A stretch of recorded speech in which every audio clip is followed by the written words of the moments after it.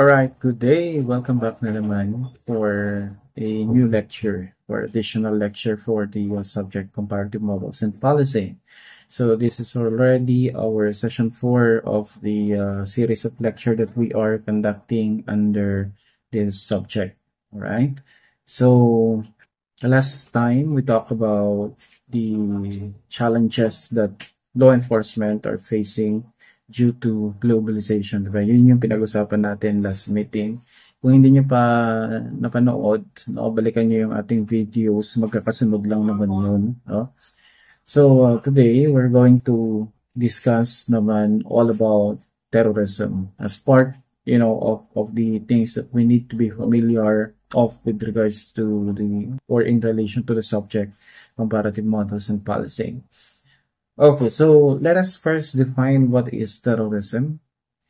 We have here the definition: the unlawful use of force or violence against person or property to intimidate or coerce a government, the civilian population, or the segment thereof in furtherance of political or social objectives. So what is all about this one? No? So as we know of, no, ito lagi nating isipin when we talk about terrorism, it is always politically or socially motivated, no? So from the word terrorism, andun yung keyword yung terror, no, diba? Fear, which is parang takot, no? Ginagawa nila is they incite fear, no? Incite fear among the general population. Tinatakot. Nagbibigay sila ng takot sa entire population, no? For the purpose of coercing them. Coercing, takutin sila, intimidating them, no? To give into their demand. No? Yung demand nila usually are targeted to politics or some social changes. No? So for example, a group of people burned the national buildings. Itong mga agencies natin, like for example, sinunog nila yung ating Malacanang Palace, or hindi naman kaya sinunog nila yung House of the Congress. Okay? And upon doing so, no, lagi silang may demand. Sabihin nila, okay, if the president will not resign, we will burn everything in the national government, something like that. So nakita nyo, yung ginagawa nilang pagsunog ng mga buildings, pagsunog ng mga properties, pambobomba, no, or di kaya is pagpatay sa mga tao, no, lagi silang merong objective in doing so. And that objective is mostly political in nature. No? Political in nature. Either dahil gusto nilang pag-resignin ang ating president, no? Or hindi naman kaya is may gusto silang pagbabago na mangyari, may gusto silang batas na maipasa, may gusto silang bagay na mangyari, no? May gusto silang taong palayain, something like that. So, yun yung konsepto ng terrorism, no? It is an attack against the government, an attack against the population, no? A coercion, no, to the government and to the population, no, through the means or through the use of terrorist activities, no, through the use of terrorist activities para mapilit, no, yung government natin na bumigay or sumunod doon sa kanilang gustong mangyari. Yan yung concept ng terrorism. Okay? Now, we have different category of terrorism. Number one is yung tinatawag nating international terrorism. Now, international terrorism, when we talk about the terrorist activities committed by foreign terrorist organizations. So, yung mga halimbawa, may pambobomba na nangyari dito sa Pilipinas, no? And the one that is involved is ISIS. ISIS is not from Philippines. Hindi siya nag-originate dito sa Philippines. So therefore, yung category ng pambobomba na yan by the ISIS is considered as international terrorism. Bakit? Because yung nag-commit nito is a foreign terrorist organization. No? When we talk about domestic terrorism naman, no? From the word domestic, ibig sabihin, they are local groups that has been founded and born in a country where they are committing the crime. No? Say, for example, merong terrorist organization sa Pilipinas na nabuo, no? Then, yung terrorist organization na to is siya ang nagsusunog ng bobomba na tawag dito na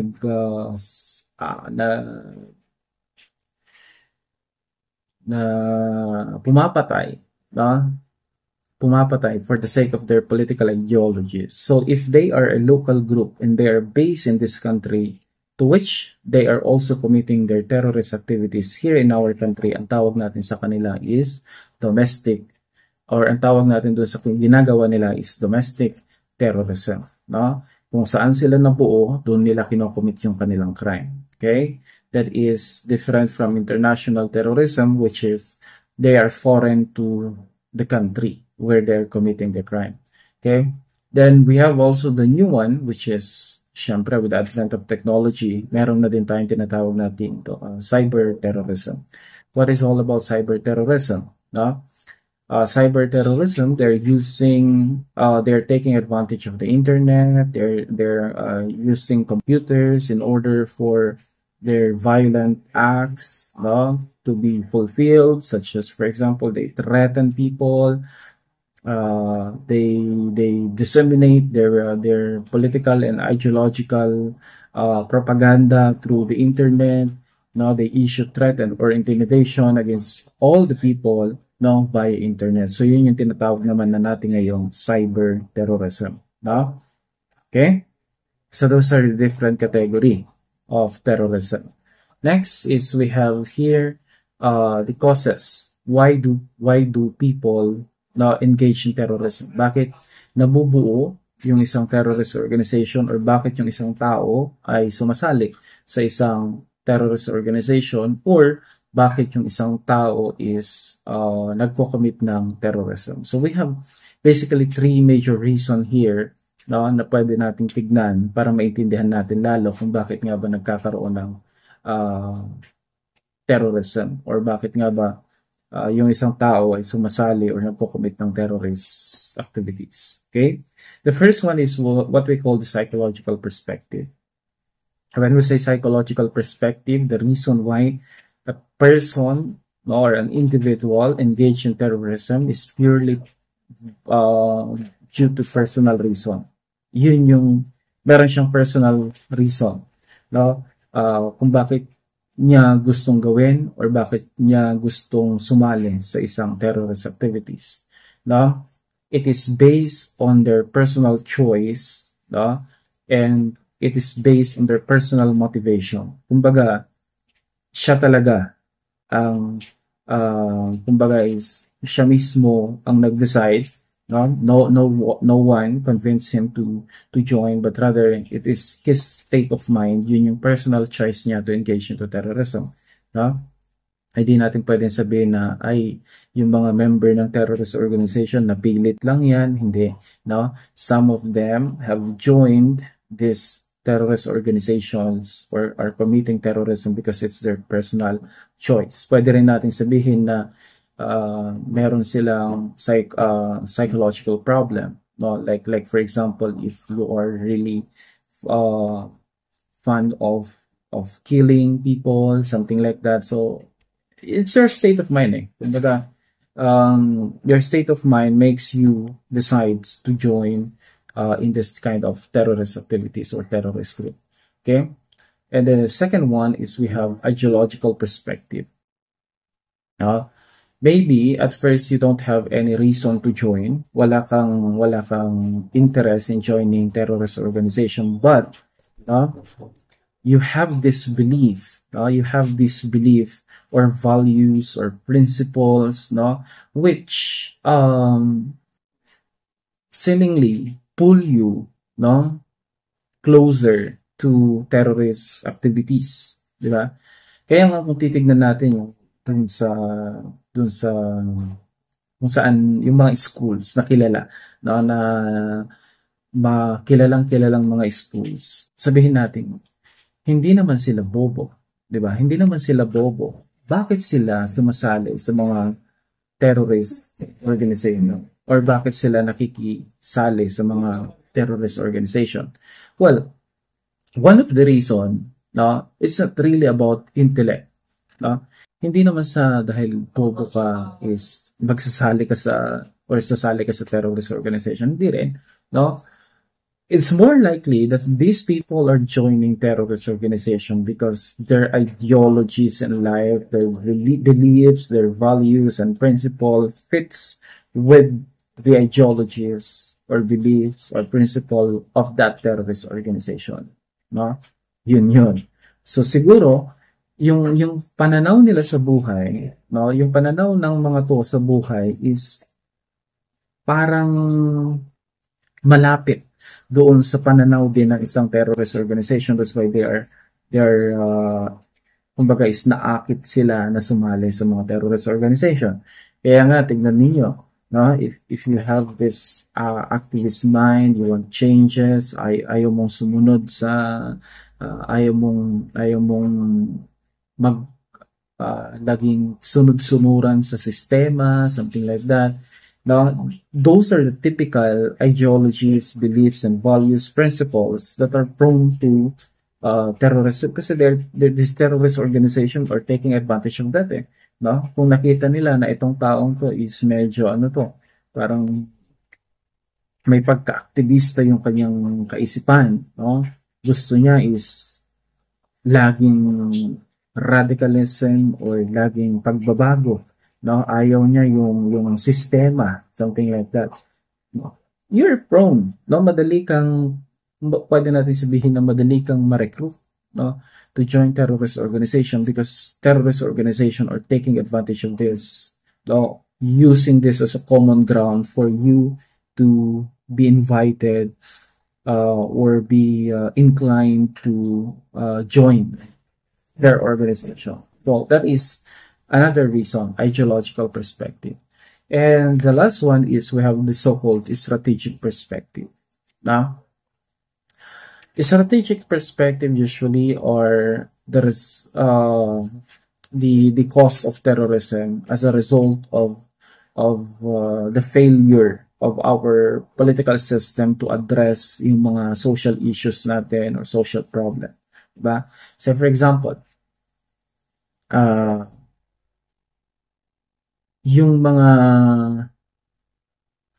example lang, yung mga magsasaka. Okay? So, for example, yung mga magsasaka na hindi nabibigyan ng pansin ng ating gobyerno, no? Hindi nabibigyan ng tulong ng ating gobyerno or feeling nila is sila ay nababaliwala, no? ng gobyerno kasi parang ang tingin kasi natin ngayon is like ang ating gobyerno is mas kinikilingan ng mayayaman, negosyante, things like that, okay? So there's a possibility here if the issues of the farmers are not properly addressed by the government, pag hindi pinapansin ng gobyerno yung mga issues ng ating mga magsasaka, no?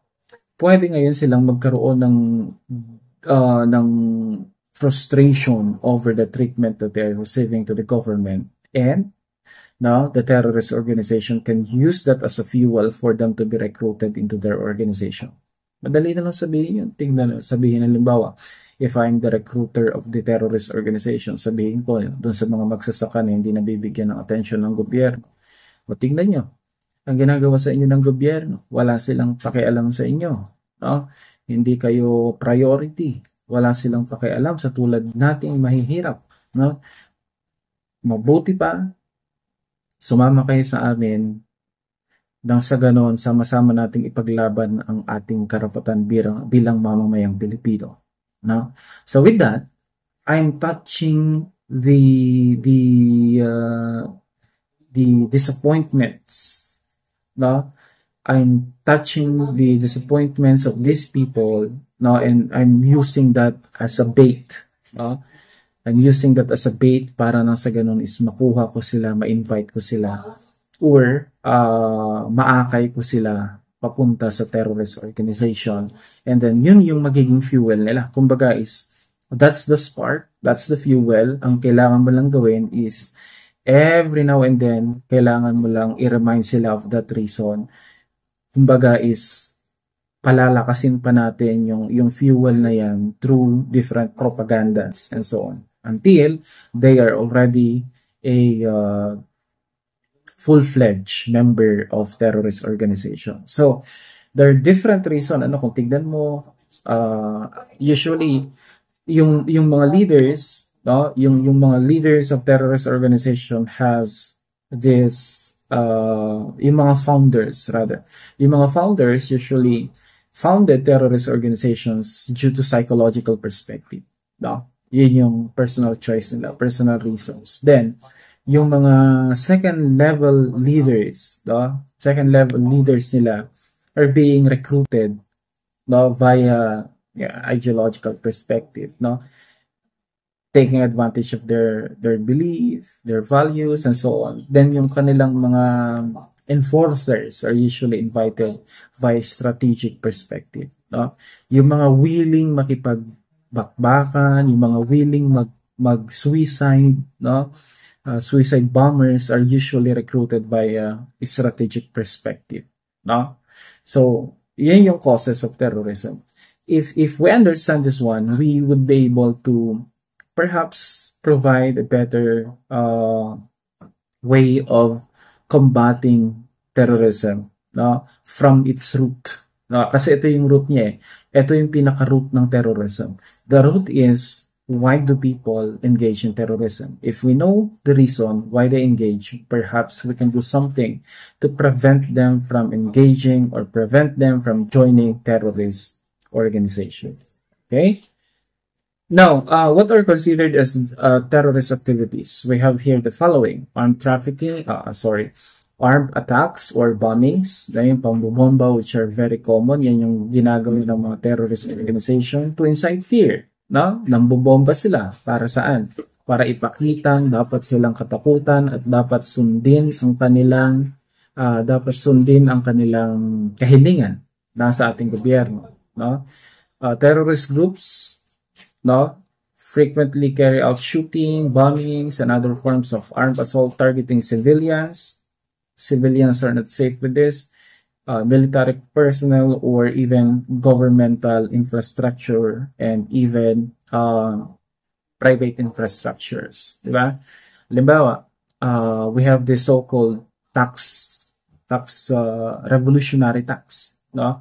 Revolutionary tax is a kind of tax that terrorist organizations or collecting to business owners, no, to government entities for the sake of protection. Kumbaga, say for example, you have a business in this place and that place is under the control, no, parang hindi naman directly control but under the control of a certain terrorist organization. Now, if you have a business in this place, you need to pay for revolutionary tax. Babayad mo sa kanila yan, buwanan or taon-taon. No? Ngayon, pag hindi ka nagbayad, anong gagawin nila? No? Siyempre, either ikaw ang gawa nila ng masama or they will target your facilities as a warning. No? Bilang, kumbaga, warning na pag hindi ka sumunod, ito yung mangyayari sa'yo or mas malala pang mangyayari sa'yo, something like that. So, yan yung isa sa terrorist activities na, yan yung mga iba sa mga activities na ginagawa nila. Then we have also itong fearsome na ito, yung tinatawag nating suicide attacks, no? Suicide attacks is done by utilizing individuals who are willing to die in the process of suicide bombings, no? Yung mga nagkakabit ng mga bomba sa katawan nila, pupunta sa isang lugar, papasabugin yung kanilang sarili, and so on. So, this has deeper reason behind why people can be able to do this one. No, kung titignan mo talaga, kaya ba talaga ng isang tao pasabugin yung sarili niya just for the sake of what they're doing, no? The answer is yes, no? Kaya. So long as yung kanyang fuel, yung reason kung bakit siya sumasali or bakit siya nandun sa terrorist activities or terrorist organization na yun is sobrang lalim, no? Pwede nating pwede nating tawag nito, ma-brainwash yung isang tao, no, for him to commit. Say, for example, some terrorist organization that are taking advantage of the political, the religious belief of some people, di ba? Sasabihin nila, pag ginawa mo ito, no, mawawalan ka ng kasalanan, maliligtas ka sa kasalanan, maliligtas sa kasalanan ang buong pamilya mo, diretso ka ng langit. Something like that. So, who knows, no? Pwede nilang gawin yan. Yun yung suicide attacks. Yun yung nakakatakot. No? So, it's about brainwashing. It's about propaganda na pinapalaganap nila at birth pa lang. No? If you have watched some movies na ganun kung paano minomold yung mga suicide bombers na yun, definitely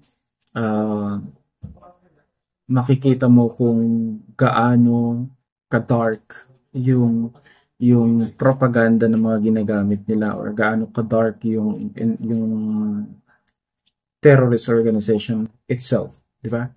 Then we have also kidnappings and hostage taking is very popular, abductions, no? They're used as a way of distributing their propaganda or concessions, or sometimes also they're using this one to gain funding para magkapera sila. Di ba? Nangingidnap sila para political reasons. Like for example, kinidnap nila yung hepe ng police. In exchange, papalayain lang nila ito kapag pinalaya din nila yung kasamahan nilang nasa kulungan. Something like that. So, yung mga iba pang activities ng terrorist groups natin. Then we have also cyber terrorism. We know for a fact that in this new era, no, the landscape that we have today, we are very digitally, I would say digitally advanced, no? I would say digitally advanced na, no? So even terrorist organization had already shifted, or some of their activities are shifted now to cyber attacks, wherein ang ginagawa nila sometimes are they're hacking into the government services to collect data, steal data, or even to spread propaganda para ipakalat yung kanilang mga propaganda. Okay? So those are some of the different activities of the terrorist groups. Okay? Now, another thing that we need to answer is how do terrorist organizations fund their activities? No? Halimbawa, malaking organization to, anyone would say terrorist organization. Paano nila pinupondohan yan? Paano sila nakakakuha ng baril? Paano yung kanilang daily sustenance? Saan sila kumukuha ng funding? No? So, diyan papasok itong mga tinatawag nating terrorist criminal enterprises. When we say criminal enterprises or terrorist criminal enterprises, ito yung mga pinagkakakitaan ng mga terrorist group for them to fund their activities. Isa na dyan, drug trafficking. We know what drug trafficking is already. We discussed this in the previous discussion, di ba? They're involved in drug trafficking. Kumikita din sila dyan. No? Another is smuggling and human trafficking. No? Some terrorist organizations are engaging into smuggling or human trafficking para din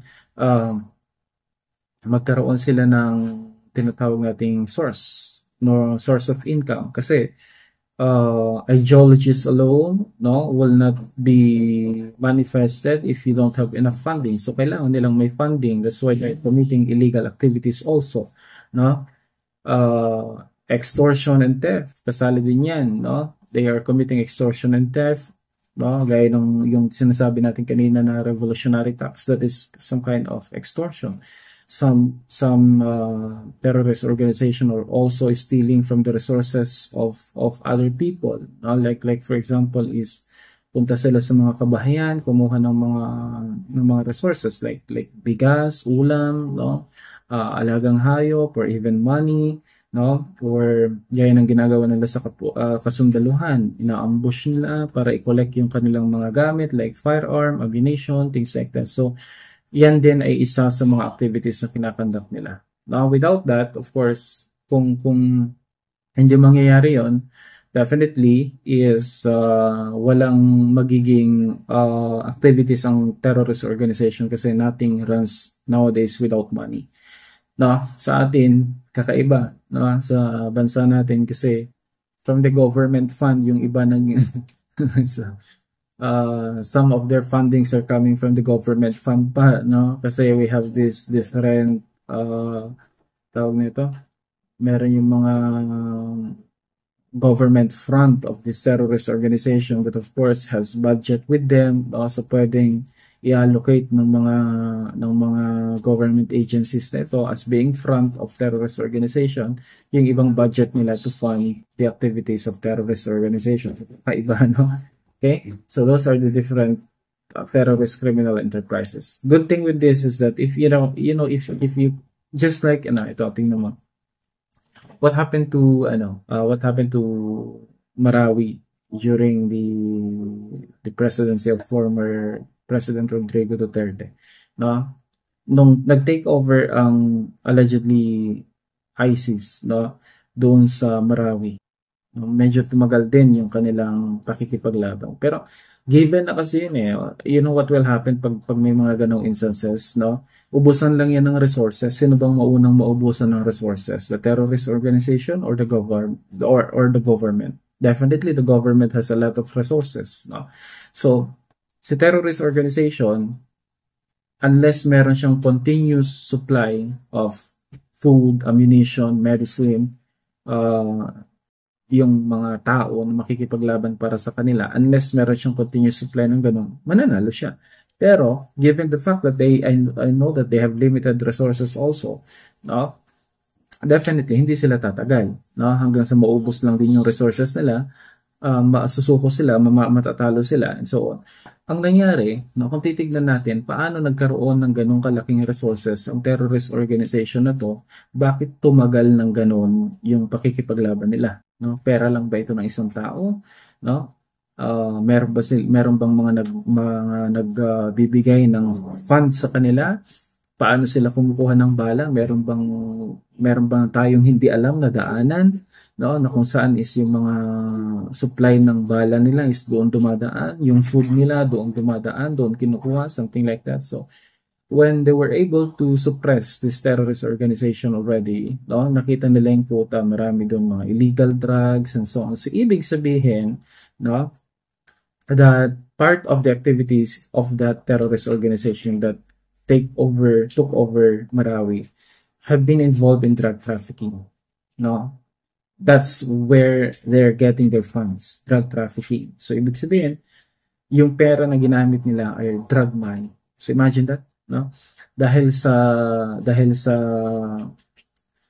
pagbebenta ng drugs, nagkakapondo sila para gawin yung kanilang ginagawang illegal act. No? So, all of these terrorist organizations are like that. No? I think one of the good or possible remedy that pwede natin gawin is to cut off their finances. No? Kasi if there are no more funds for them to continue with what they're doing, they will eventually surrender. No? So, yun yung katotohanan dyan. So, we might take this into consideration also. Cutting off their criminal enterprises. Okay? We have here the different terrorist organization around the world, no? Hindi ko na masyadong i-discuss ito kasi napakarami. We have Abu Sayyaf or the ASG. This is a domestic terrorist, no? Here in Philippines. It's a separatist group, no? In Philippines. Ang gusto ng Abu Sayyaf is to separate the Islamic State in Mindanao, or to have an independent Islamic State in Mindanao and Sulu. Gusto nilang ihiwalay ang Mindanao at Sulu from the Philippines. So, parang ginawa ng Taiwan to China, di ba? China is originally a part of, Taiwan is originally part of China, but they separated it and so on. So, dahil, alam mo yung pinaglaban nila. So, Abu Sayyaf also wants to do that. No? Gusto nilang ihiwalay ang Mindanao, no, sa Pilipinas. Gusto nilang maging separate sila. No? Which is hindi naman pwede kasi we are a one country. Okay, Abu Sayyaf yan. Taliban, no? Taliban is a Sunni Islamist movement, no, from Afghanistan. Ang kanila namang purpose is to impose strict Islamic rule, no. As Sunni kasi merong tayong two kinds of Islam, no. We have the traditional, the conventional, and we have the modern Islam, no. Kaya tignan mo yung mga Islam countries, hindi naman lahat is totally covered yung mukha, di ba? Kung yung especially sa mga babae, may mga covered talaga yung mukha, mata lang yung nakikita and so on. Pero meron din ng mga Muslim na kung saan is yung dress, yung attire nila is just like us, no? Walang natatakpan sa kanila whatsoever, no? May ganyan kasi nahati rin sila, meron yung conventional or the traditional one, no, na naniniwala doon sa tinatawag nating meron yung believers of the traditional way, no, o yung mga very traditional talaga, no. Yun yung gusto ng Taliban. Yun yung gusto ng Taliban, yung talagang strict Islamic rule, no. So even if you are Muslim, no, you're not safe to Taliban so long as you also believe on what they believe, no, which is the old, no, the old way. Okay? So, yan yung Taliban. Gusto niyang i-impose yung strict Islamic rule. They are also supported by the Al-Qaeda. Al-Nusra Front, no? In Syria naman ito, no? It's focused on overthrowing Assad regime and expanding Islamic influence, no? So their purpose is to overthrow the Assad regime in Syria and to palawakin pa yung influence ng Islam sa ating mundo. Okay? So, they are considered as terrorist organization.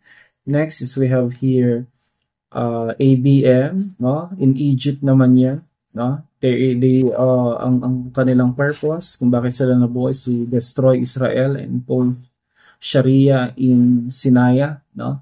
Then we have also Al-Shabaab, no? Somali Islamic, no? It is a terrorist organization in Somalia, which they want to have Islamic rule in Somalia. I think this all part of the jihad. Ansar al-Sharia, AAS, Libyan Islamic group that opposes Western influence and support the Sharia law. No?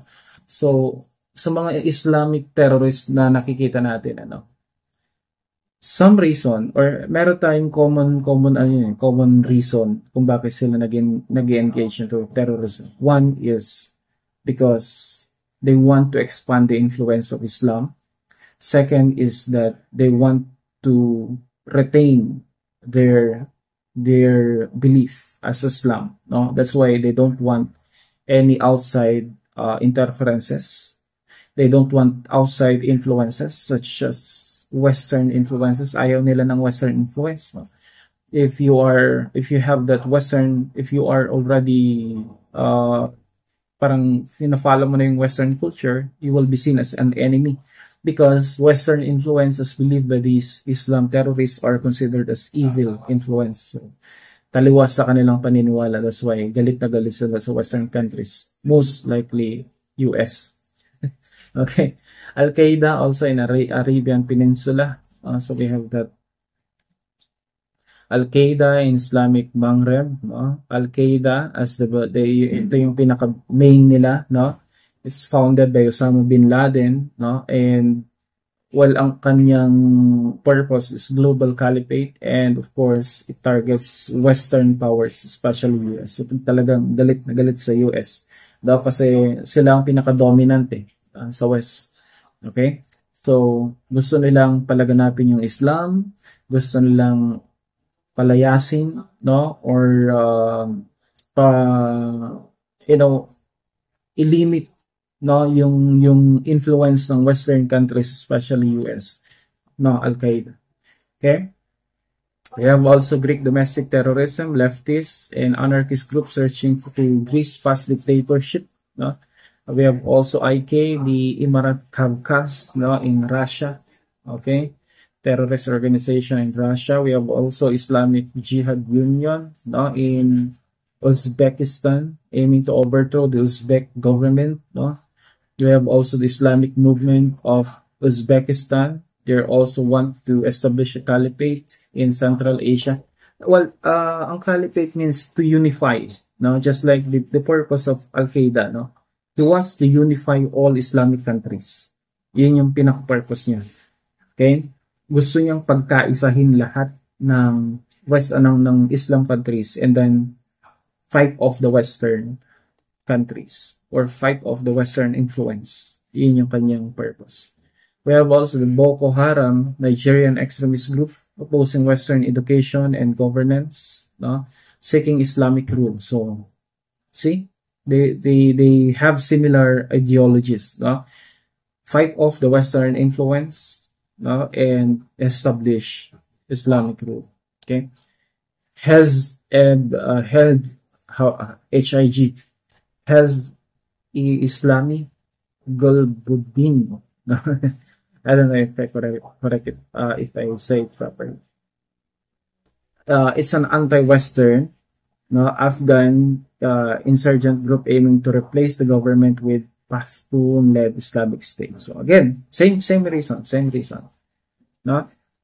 Hezbollah, or the Party of God in Lebanon, based in Shia group activating Shia empowerment and opposing Israel. So, you can see that now, yung nangyayaring labanan between Pakistan and Israel. Hamas, no? Hamas is a Palestinian group aiming to replace Israel with an Islamic Palestinian state, strongest in Gaza. So, the deeper background with regards to Pakistan and Israel, their fight is most likely religion. No, religion yan. Okay.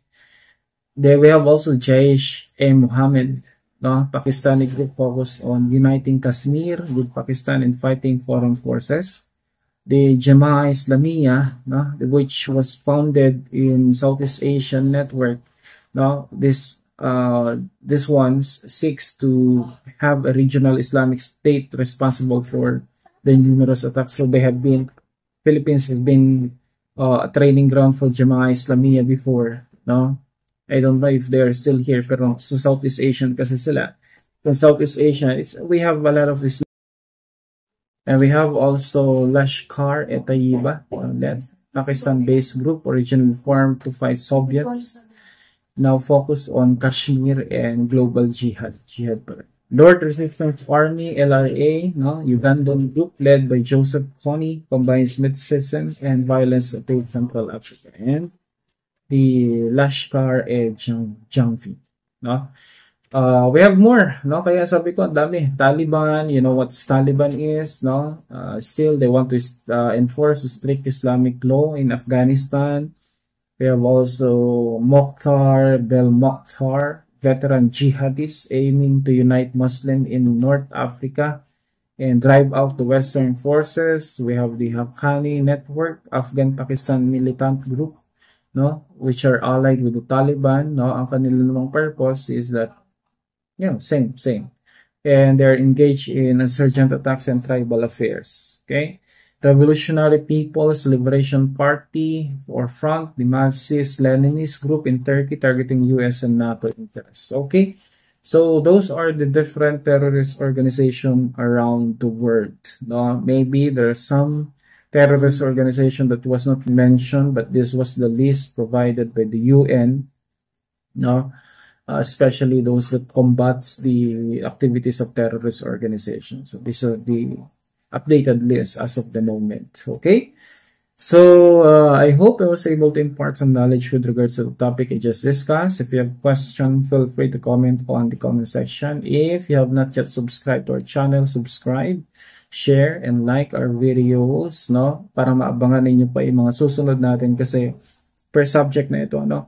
Pag natapos natin itong comparative, then we'll have another subject. Ganun siya para madaling sundan yung flow natin. Meron tayong inaabangan. Okay?